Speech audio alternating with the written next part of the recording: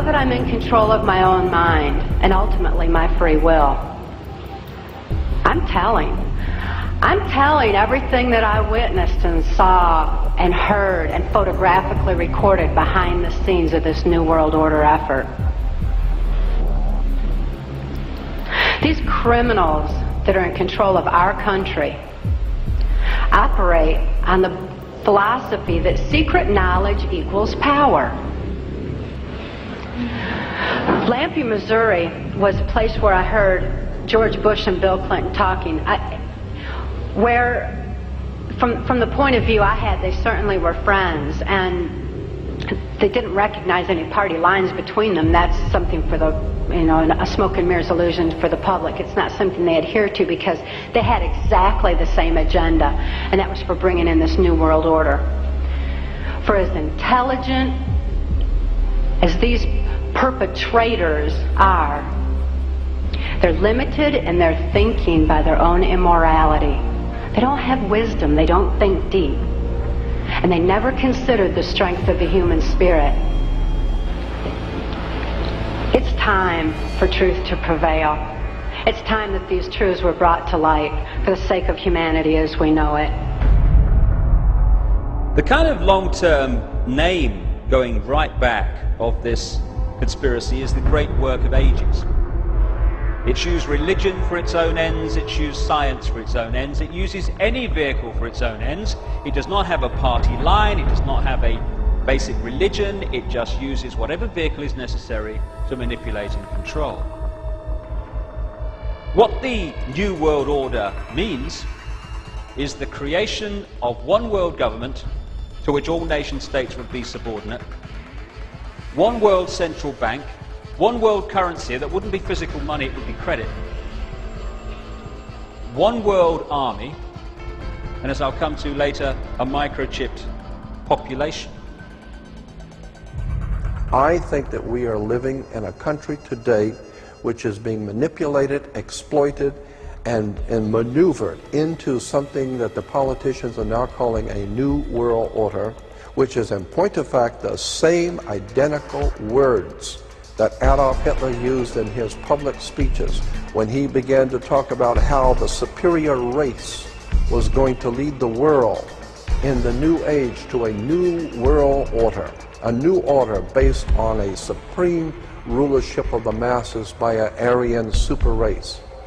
And this is the same words that the President of the United States, congressmen, and all of the so-called elite in this country are using, the same Nazi terms. There are some very evil people who are at the reins of government in this country, and unless and until somebody starts reading the symbols and understanding where this stuff comes from, we're heading for another Nazi Germany. This is a situation that has been going on for a long, long time.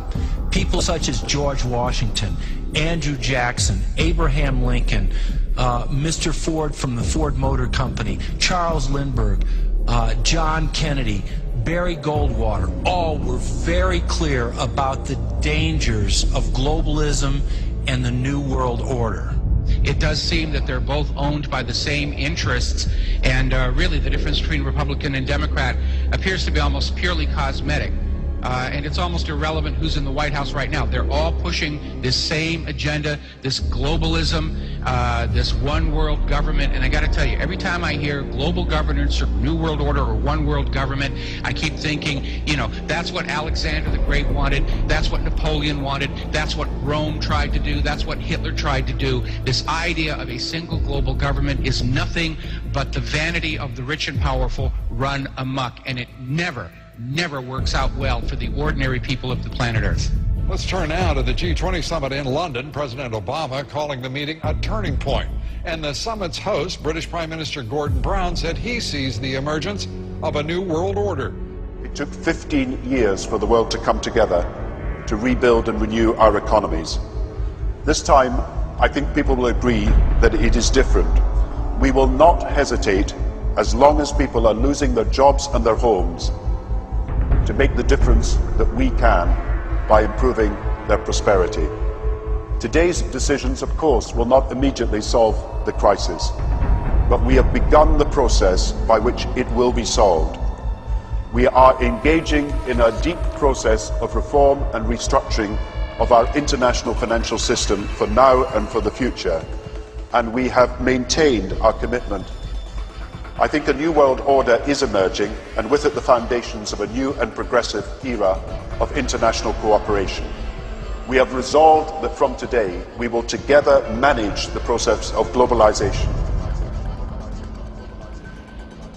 Well, there's no question is that Obama is a perfect Trojan horse for these people. He is the most charismatic, he's the most articulate, he's just awesome. He was the perfect pick by the Illuminati to carry their water. And that just makes the game a lot more interesting, and it makes it a lot more dangerous, because if Brother McCain had gotten elected, it would have been easy to pick him apart.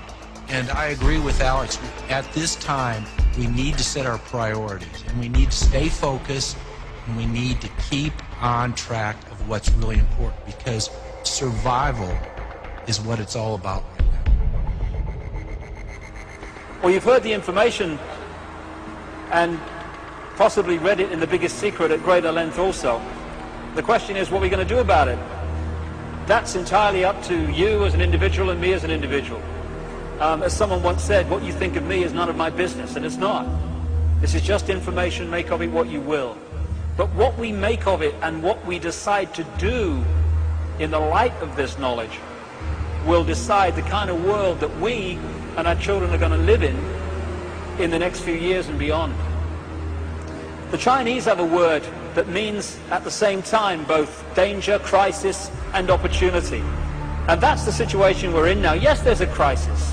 Yes, there's a danger of this global fascist state becoming reality, but it's also an opportunity to wake up and make the change that will turn this planet from a prison into the paradise it once was and the paradise it will become again. And that is about choice. Choosing what we do as a result of what we know. And to change, as Bill Hicks said, doesn't need big bank accounts. It just means a choice right now between fear and love. Fear is the four-letter word that has controlled this planet and this human race for thousands of years. Love is the word that will set us free. And that's the choice we face now. And the world that those two choices will create will be so different as to be unexplainable, the chasm between the two, a prison or a paradise.